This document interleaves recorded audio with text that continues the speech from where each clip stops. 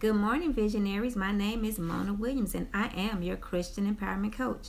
And so I recently did the Daniel fast, and I want to share 5 things that I experienced after the fast. So, number one, I'm more disciplined in my eating habits.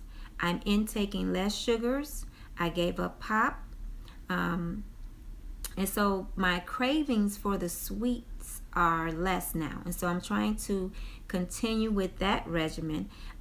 My spiritual alertness, my spiritual, as we could say, antennas are more sharp and keen.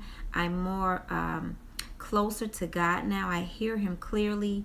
And I'm disciplining my body and this flesh to do what He wants for me to do more easily. And so you become more sensitive in the spirit, if I can say that.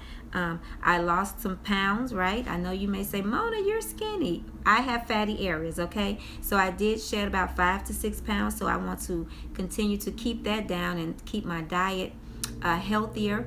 And also, eventually, I will ease in an exercise regimen. I haven't started that yet. And then new ways to cook. We started using different recipes.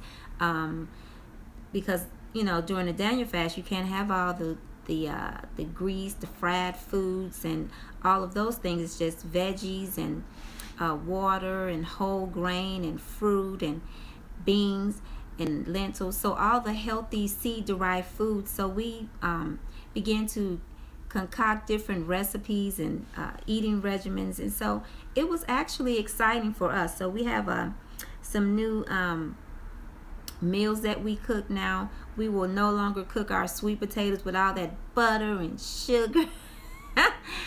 Like, we made it without any of that, added a little cinnamon, and it was good. So we're so used to eating, a lot of us, the way we were brought up, but there's always a better and healthier way, and it still tastes good. What else we have here?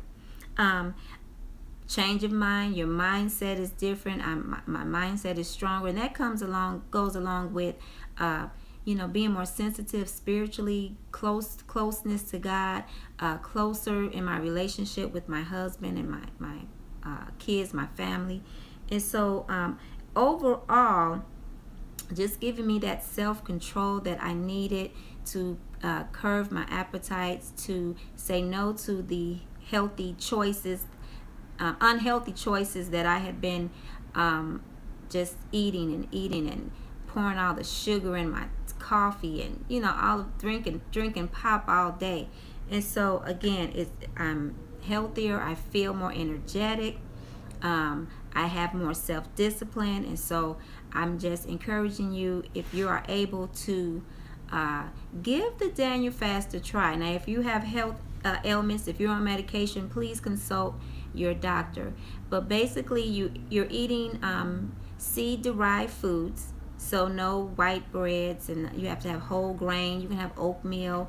We even started back cooking popcorn the old school way, frying it, popping it on the stove, shaking that pot. Like, we went back to the basics. So it was actually a great adventure. And in the beginning, of course, you have that struggle because your flesh is like, but I fought through that, and I disciplined myself accordingly, and I made it through. Me and my husband, we did it for 10 days. I know a lot of people do it for the 21 days, because Daniel, for 21 days, he ate seed-derived foods, no wine or anything.